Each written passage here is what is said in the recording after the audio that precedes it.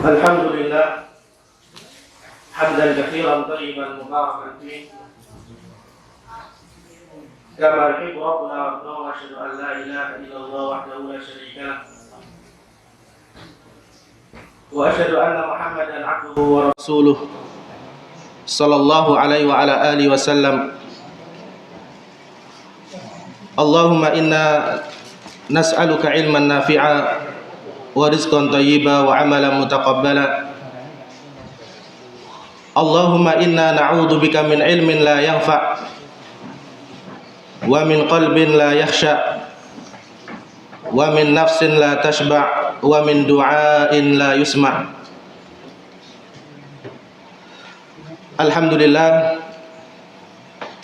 segala puji hanya milik Allah Subhanahu wa taala yang telah memberikan nikmatnya kepada kita sehingga pada sore hari ini kita bisa melaksanakan sholat asar berjamaah. Selawat serta salam semoga senantiasa tercurahkan kepada junjungan kita, panutan kita Nabi Muhammad sallallahu alaihi wasallam.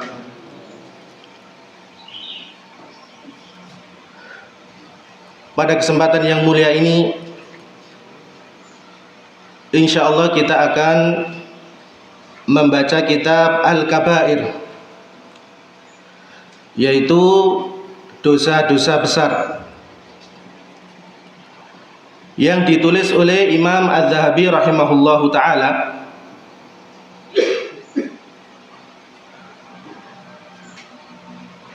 Di sini Imam Zahabi rahimahullahu taala dalam kitabnya ini beliau menyebutkan sekitar 70-an. Jadi sekitar 70-an, yaitu dosa-dosa besar yang beliau sebutkan dalam kitabnya, yaitu kitab Al-Kabair. Di sini kita membaca Al-Kabiratu Ar-Rabi'atu, yaitu dosa besar yang keempat. Qala al-Imam Az-Zahabi rahimahullahu taala al-kabiratur rabi'atu fi tarkis salati. Berkata Imam Zahabi rahimahullahu taala dalam kitabnya, kitab Al-Kabair, beliau menyebutkan dosa besar yang keempat, fi tarkis sholati, yaitu bagi orang yang meninggalkan sholat. Jadi maksudnya di sini orang yang meninggalkan sholat, mengakhirkan waktunya sampai habis dengan sengaja. Jadi di sini orang yang meninggalkan sholat dengan sengaja sampai habis waktunya, maka ini adalah termasuk dosa besar. Di sini Imam Zahabi rahimahullah beliau membawakan ayat. Qala Allah Ta'ala fa khalafa min ba'dihim khalfun adha'us salata wattaba'u syahawati fasawfa yalqawna ghayya illa man taba wa amana wa amila sholiha, yaitu surat Maryam ayat 59 sampai 60. Di sini pertama kali Imam Zahabi rahimahullah beliau membawakan ayat ini, yaitu akan datang orang setelahnya yang mereka itu adha'us shalah, mereka itu menyia-nyiakan salat. Nah, ini syahidnya yaitu kata-kata adha'us shalah, mereka menyia-nyiakan salat. Wattaba'u syahawati fasawfa yalqawna ghayyah, dan mereka mengikuti syahwat, maka mereka akan tersesat. Dalam ayat yang mulia ini, jadi ini Imam Zahabi rahimahullah ingin menjelaskan bahwasanya nanti akan ada jadi suatu kaum generasi yang mereka ini adha'us sholata, menyia-nyiakan salat. Maksudnya apa? Disebutkan oleh Al-Imam Ibnu Katsir rahimahullah dalam tafsirnya. Beliau menyebutkan maknanya adalah atolul masajid walazamud dunya. Jadi mereka itu mengkosongkan masjid-masjid dan mereka sibuk dengan dunia. Maksudnya apa? Jadi mereka ini sudah lupa untuk melaksanakan sholat berjamaah. Karena kita tahu bahwasanya sholat ini adalah termasuk rukun Islam yang kedua, lebih ditekankan oleh Nabi Shallallahu Alaihi Wasallam daripada puasa. Karena termasuk rukun Islam yang kedua ini adalah sholat. Makanya kita jumpai sebagian orang tatkala bulan Ramadan, masya Allah, mereka melaksanakan sholat berjamaah, mereka melaksanakan sholat tarawih, mereka melaksanakan sholat 5 waktu berjamaah di masjid. Tetapi tatkala keluar bulan Ramadan telah meninggalkan kita, mereka berbalik arah. Padahal kita tahu bahwasanya yang kita sembah di bulan Ramadan adalah yang kita sembah di bulan Syawal ini. Jadi yang kita sembah di bulan Ramadan adalah Allah Subhanahu wa taala, dan juga yang kita sembah di bulan Syawal adalah Allah Subhanahu wa taala. Jadi tidak ada bedanya. Makanya di sini Imam Dzahabi rahimahullahu taala beliau membawakan ayat ini. Kemudian qala Ibnu Abbas radhiyallahu anhuma, laisa makna adauha tarakuha bil kulliyah walakin akharuha an waqtiha.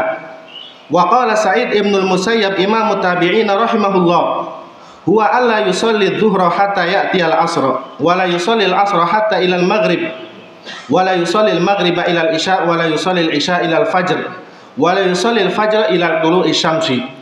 Faman mata wa huwa musirrun ala hadhihi al-halah wa lam yatub wa'adahu Allah bighayyin wa huwa wadin fi jahannam ba'idun qa'ruhu khabithu ta'muhu. Wa qad qala ta'ala fawailul lil musallin alladziina hum an salatihim sahun. Di sini Imam Dzahabi rahimahullah beliau membawakan asar Ibnu Abbas. Jadi maknanya apa sih orang yang menyia-nyiakan sholat? Di sini bukan maknanya meninggalkan sholat secara total, tetapi apa? Walakin akharuha an awqatiha. Mereka mengakhirkan waktu sholat sampai mereka nggak sholat duhur kecuali sampai waktu asar, dan nggak sholat asar sampai maghrib, nggak sholat maghrib sampai isya, nggak sholat isya sampai subuh, dan nggak sholat subuh sampai terbitnya matahari. Nah, ini makna daripada yang disebutkan oleh Imam Dzahabi rahimahullahu ta'ala. Karena kita tahu bahwasanya orang yang meninggalkan sholat ini bisa jadi karena takasulan, karena malas. Bisa juga orang itu meninggalkan sholat karena juhudan, yaitu mengingkari kewajiban sholat. Jadi di sini orang yang mengingkari kewajiban sholat, ini bisa jadi karena syubhat. Jadi karena perkara syubhat, dia mengatakan bahwasanya sholat ini enggak wajib. Jadi yang wajib itu di zaman Nabi SAW saja. Adapun setelah Nabi meninggal maka sholat tidak menjadi wajib. Ini karena syubhat mereka.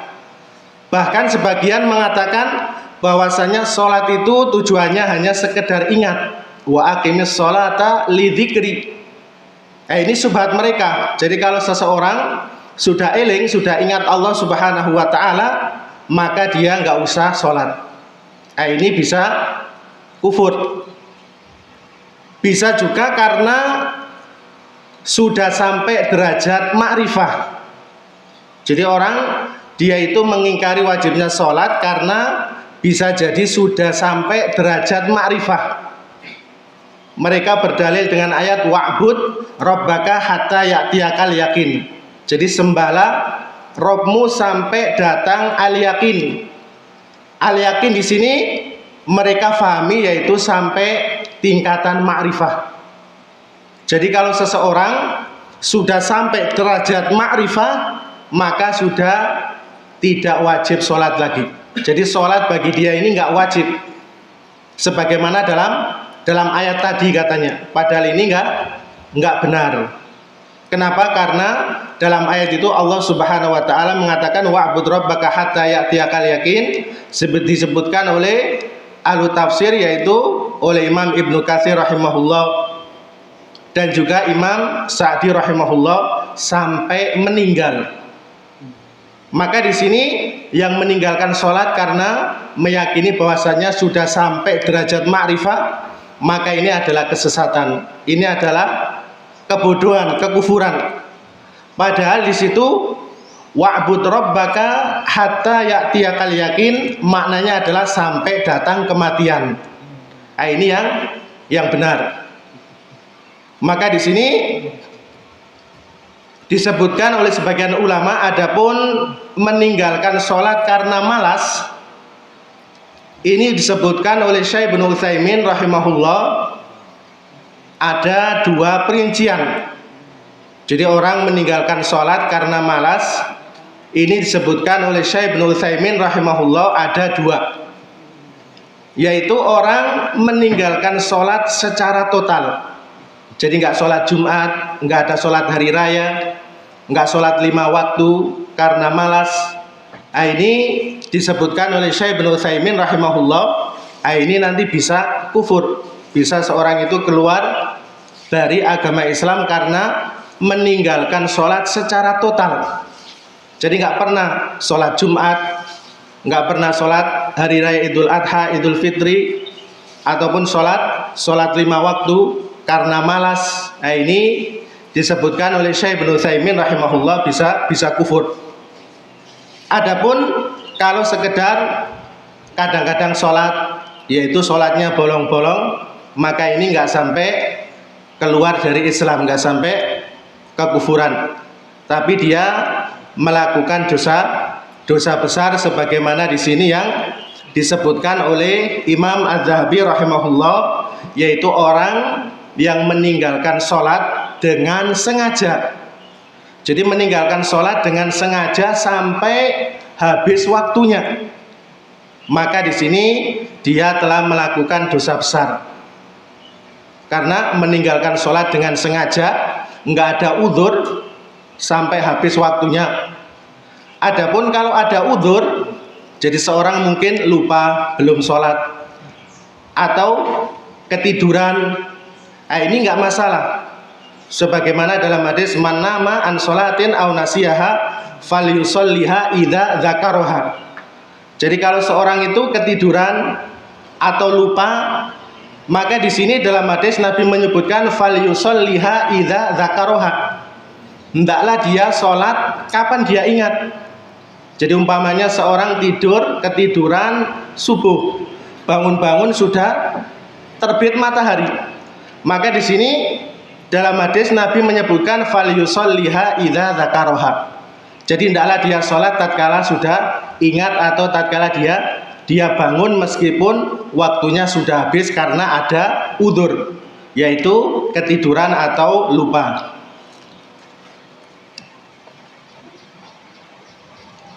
Kemudian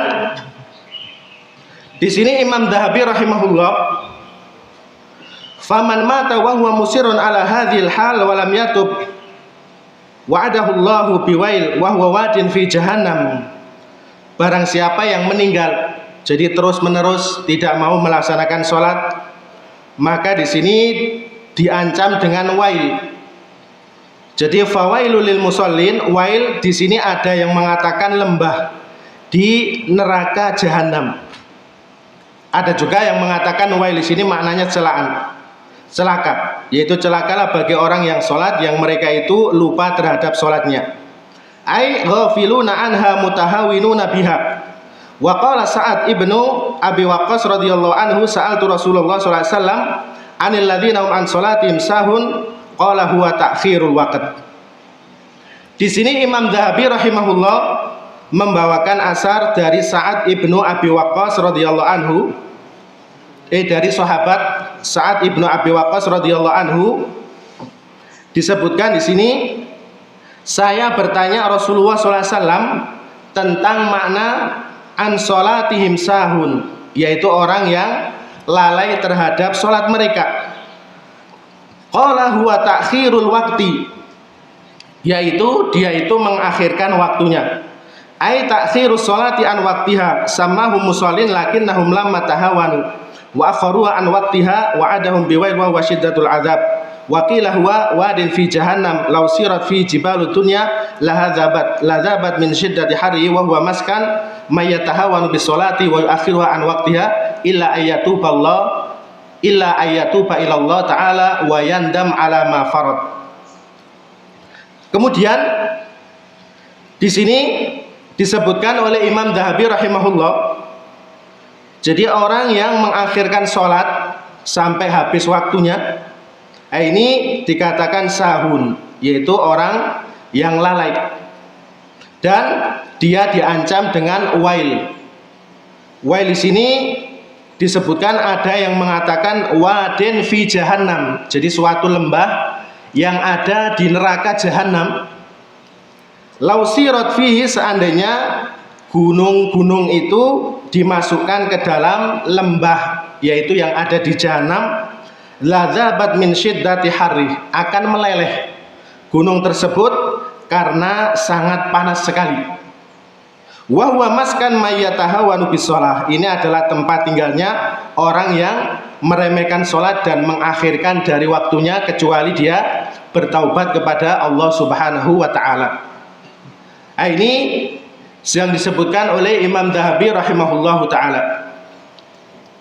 Wa qala ta'ala fi ayatin ukhra, ya ayyuhalladzina amanu la tulhikum amwalukum wala auladukum an dzikrillah wa may yaf'al dzalika faulaika humul khasirun.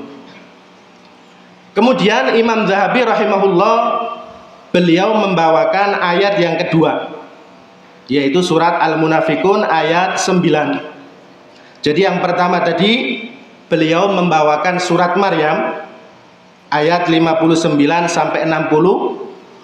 Adapun yang kedua di sini beliau membawakan surat Al-Munafiqun ayat 9. Wahai orang-orang yang beriman, jangan sampai harta-harta kalian dan anak-anak kalian melalaikan kalian dari berzikir kepada Allah Subhanahu wa taala. Ini larangan dari Allah Subhanahu wa taala. Jadi Allah Subhanahu wa taala memanggil orang-orang yang beriman. Siapa orang yang beriman? Orang yang mau menjalankan perintah Allah Subhanahu wa taala, menjauhi larangan Allah Subhanahu wa taala. Dipanggil oleh Allah Subhanahu wa taala, jangan sampai harta kita, anak-anak kita menyebabkan kita lalai dari berzikir kepada Allah Subhanahu wa taala. Barang siapa yang melakukan demikian, maka mereka adalah orang-orang yang rugi. Qala al-mufassirun al-murad bi dzikrillah fi hadhil ayah as-shalawatil khams. Faman ishtaghala bi malihi fi bai'ihi wa shira'ihi wa ma'isyatihi wa dai'atihi wa auladi anis salati fi waqtiha kana minal khasirin. Wa hakadha qala an-nabiy sallallahu alaihi wasallam. Di sini Imam Dzahabi rahimahullah, beliau membawakan perkataan mufassirun, yaitu ahli tafsir, makna daripada zikrillah. Jadi jangan sampai harta kalian, anak kalian ini menjadikan kalian itu lalai dari berzikir kepada Allah Subhanahu wa taala. Maknanya zikrillah di sini yaitu as-shalawatul khams, yaitu salat 5 waktu. Maka di sini barang siapa yang tersibukkan bimalihi, dengan hartanya, fi bai'ihi, pada jual belinya, wa syira'ihi, wa ma'isyatihi, dan kehidupannya, wa auladihi, dan anak-anaknya, anis sholati fi waqtiha, dari sholat, melaksanakan sholat pada waktunya, kana minal khosirin, maka ini adalah termasuk orang-orang yang merugi. Jadi dalam ayat ini Allah Subhanahu wa taala sudah memberikan peringatan kepada kita. Jadi jangan sampai gara-gara dunia kita atau anak-anak kita sehingga kita lalai untuk melaksanakan sholat berjamaah. Wa hakadza qala Nabi sallallahu alaihi wasallam. Kemudian Imam Dzahabi rahimahullah, beliau membawakan hadis Nabi sallallahu alaihi wasallam, awwalu ma yuhasabu bihil abdu yaumal qiyamah min amalihi shalah. Jadi awal kali seorang hamba dihisab di hari kiamat dari amalannya adalah salat. Fa in sholahat faqad aflaha wa anjah. Kalau baik salatnya, sungguh dia telah beruntung dan berhasil. Wa in naqasat faqad khaba wa khasira.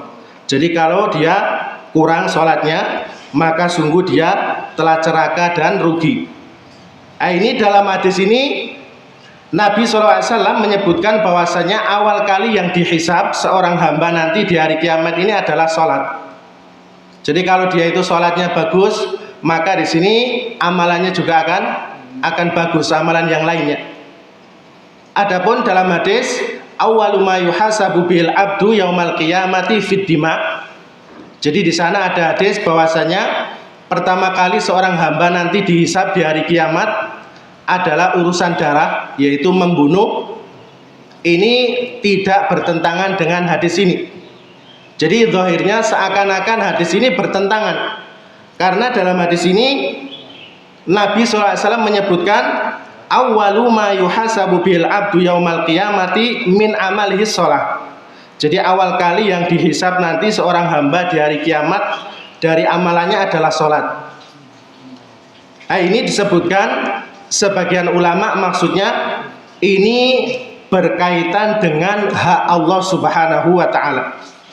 Jadi kalau berkaitan dengan hak Allah Subhanahu wa taala, pertama kali yang akan dihisab seorang itu adalah sholatnya. Adapun berkaitan dengan hak makhluk, yaitu membunuh, ini nanti pertama kali seorang akan dihisab di hari kiamat karena dia membunuh. Karena kita tahu juga di sini disebutkan oleh Imam Dzahabi rahimahullah bahwasanya membunuh seseorang dengan sengaja ini termasuk dosa besar, sebagaimana beliau juga sebutkan dalam kitabnya ini. Wa qala ta'ala mukhbiran an ashabil jahim ma salakakum fi saqar qalu lam nakum minal musallin wa lam nakun nut'imul miskin wa kunna nakhudu ma'al khaidin wa kunna nukadzibu biyaumiddin hatta atana al-yaqin fama tanfa'um syafa'atu syafi'in. Wa qala an-nabiy sallallahu alaihi wasallam al-ahdu alladhi bainana wa bainahumus shalah faman taraka faqad kafar. Wa qala an-nabiy sallallahu alaihi wasallam bainal 'abdi wa bainal kufri tarkus shalah. Kemudian Imam Dzahabi rahimahullah membawakan ayat yang ketiga dari kitabnya ini, yaitu mereka kenapa dimasukkan ke dalam neraka Sakor. Ini berkaitan dengan orang kafir, karena orang kafir juga mereka mukhatabun bi furu'i syariah. Mereka tetap terpanggil untuk melaksanakan syariat, akan tetapi tidak diterima karena belum masuk Islam.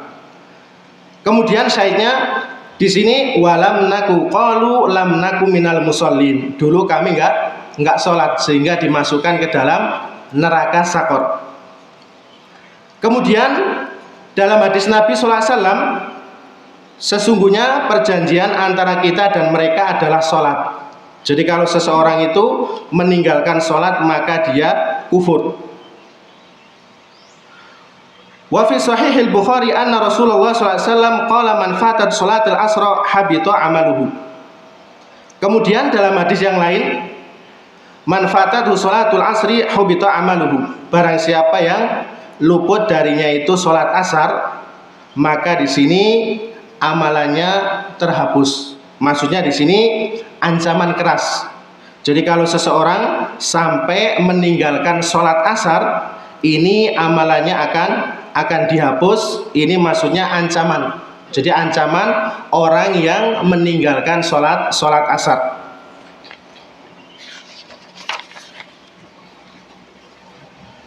Warawa Abu Dawud Fi sunani anna Rasulullah sallallahu alaihi wasallam qala murus sabiyya bis salati idza balagha sab'i sinin fa idza balagha 10 sinin fadribuhu alaihi. Wa fi riwayatin muru auladakum bis salati wa hum abna'u sab'in wadribuhum 'alaiha wa hum abna'u 'ashrin wa farriqu bainahum fil madaji. Kemudian Imam Dzahabi rahimahullah beliau membawakan hadis bahwasanya Rasulullah SAW bersabda murus sabiyya bis shalah. Jadi perintahkanlah anak untuk melaksanakan sholat tatkala berumur 7 tahun. Faida balagha 10 sinin, kalau umurnya sudah 10 tahun, fadribuhu alai, hendaklah kamu pukul dia.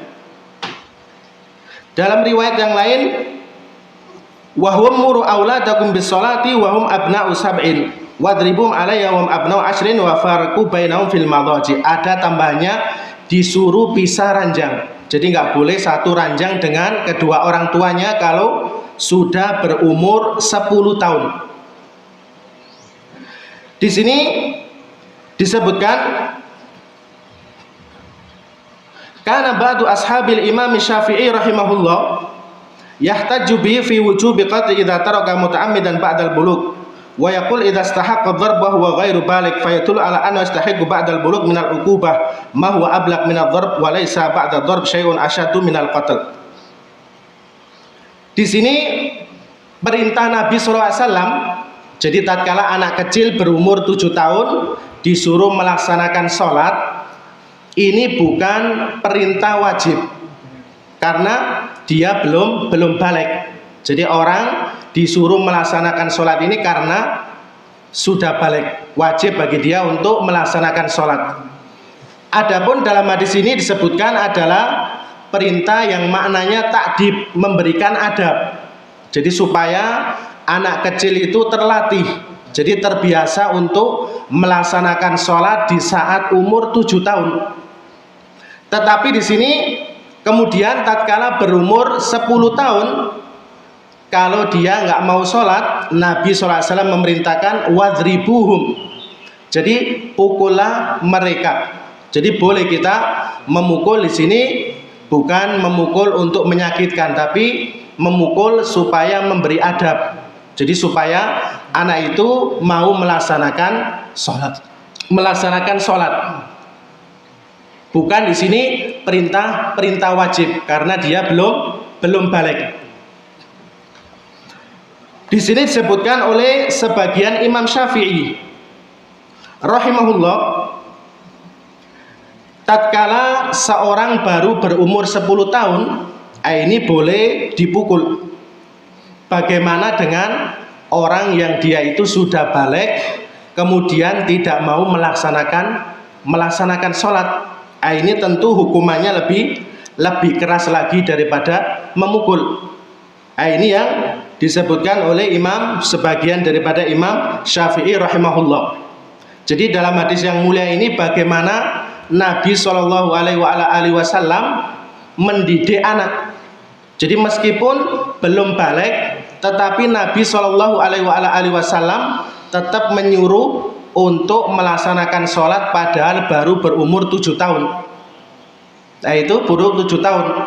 Adapun tatkala berumur 10 tahun, ini boleh kita memukul dalam rangka memberi adab. Jadi bukan supaya menyakitkan dia, tetapi pukulan supaya dia nanti mau melaksanakan sholat. Wa qad ikhtalafa al-ulama rahimahullah fi hukmi tarikis shalah. Faqala Malik wa Syafi'i wa Ahmad tarikus shalah yuqtar dharban bisayf. Thumma ikhtalafu fi kufri idza taraka min ghairi uddin hatta yakhruja waqtuha. Faqala Ibrahim an-Nakhai wa Ayyub as-Sikhtiyani wa Abdullah ibn al-Mubarak wa Ahmad ibn Hanbal wa Ishaq ibn Rahawai huwa kafirun wastadallu biqaulin Nabi sallallahu alaihi wasallam al-ahdu alladhi bainana wa bainahumus shalah faman tarakaha faqad kafar. Di sini ulama berselisih tentang orang yang meninggalkan sholat. Sebagaimana tadi kita sebutkan bahwasanya orang yang meninggalkan sholat dengan sengaja sampai habis waktunya, ini termasuk dosa besar. sebagaimana tadi yang disebutkan oleh Imam Dzahabi rahimahullah. Adapun orang yang mengingkari sholat, jadi karena malas, kadang-kadang sholat, kadang-kadang tidak, masih bolong-bolong sholatnya, maka di sini sebagaimana tadi yang disebutkan oleh Syekh Ibnu Utsaimin rahimahullah, tidak sampai kafir, tidak sampai dia itu keluar dari agama Islam, tapi dia telah melakukan dosa besar. Adapun di sini sebagian mereka, jadi seperti disebutkan oleh Imam Malik dan Imam Syafi'i dan Ahmad rahimahumullah, bahwa orang yang meninggalkan sholat ini bisa dipenggal kepalanya. Nah, ini termasuk ancaman keras bagi orang yang dia itu meninggalkan sholat berjamaah. Kemudian Imam Dzahabi rahimahullah, beliau menyebutkan bahwasanya awwalu ma yuhasabu bil abdu, jadi awal kali seorang hamba dihisab itu adalah sholat. Kemudian di situ disebutkan, lihatlah apakah ada amalan sunnah dari hambaku, supaya menyempurnakan apa yang kurang dari wajib.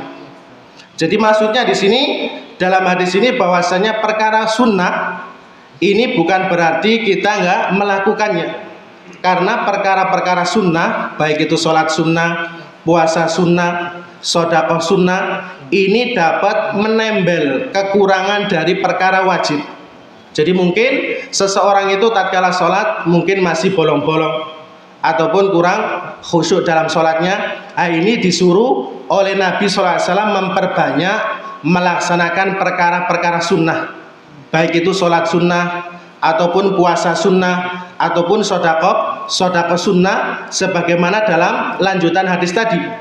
Jadi Allah Subhanahu wa taala mengatakan, unduru hal li abdi min tatawwu'in fayukambil man taqasa minal fardhah tsumma yakunu sa'iru amalhu kadzalik. Jadi lihatlah apakah hamba-hambaku ini melaksanakan perkara sunnah supaya menyempurnakan apa yang kurang dari wajib.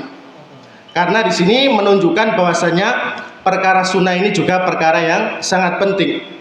Jadi bukan sekedar seorang itu cukup melaksanakan perkara-perkara wajib kemudian meninggalkan perkara-perkara sunnah. Karena perkara sunnah juga tadi sebagaimana yang disebutkan oleh Nabi SAW, ini dapat menyempurnakan apa yang kurang dari wajib. Jadi menembel kekurangan yang ada pada kita. Jadi tatkala mungkin seorang itu sholatnya bolong-bolong, ini bisa diperbanyak dengan melaksanakan sholat sunnah sebagaimana yang dikabarkan oleh Nabi SAW.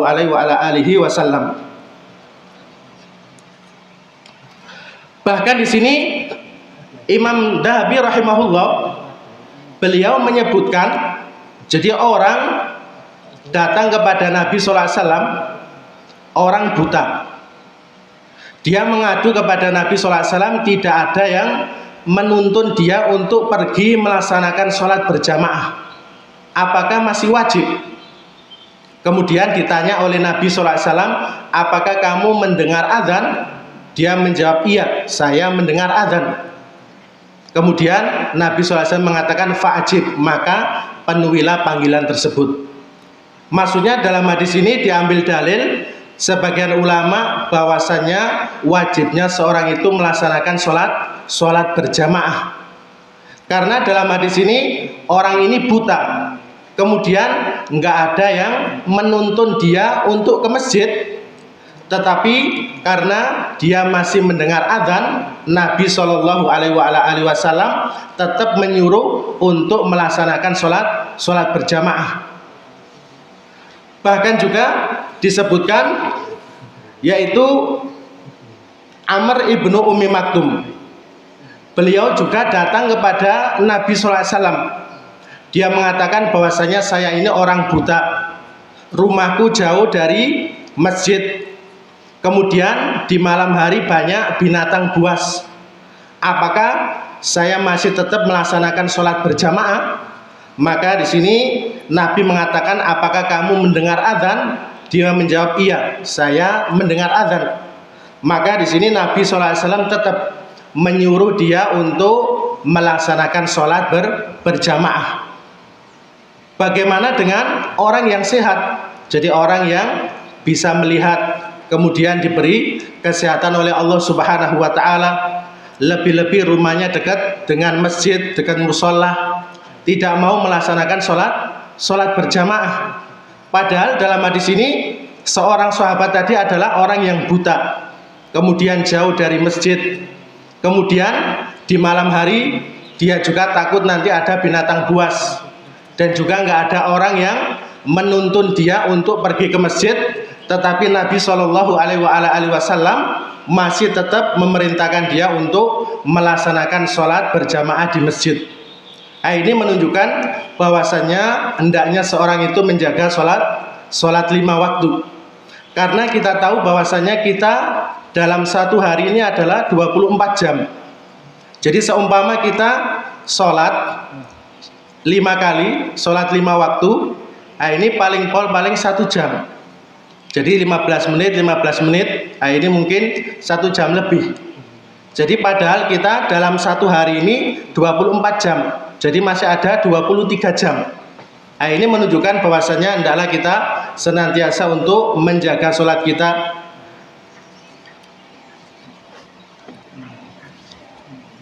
Mungkin ini yang bisa kita sampaikan. Pertanyaan atau? Iya. Mungkin ini yang bisa kita sampaikan. Semoga bermanfaat apa yang kita sampaikan. Subhanakallahumma bihamdika asyhadu an la ilaha illa anta astaghfiruka wa atubu ilaik. Assalamualaikum warahmatullahi wabarakatuh.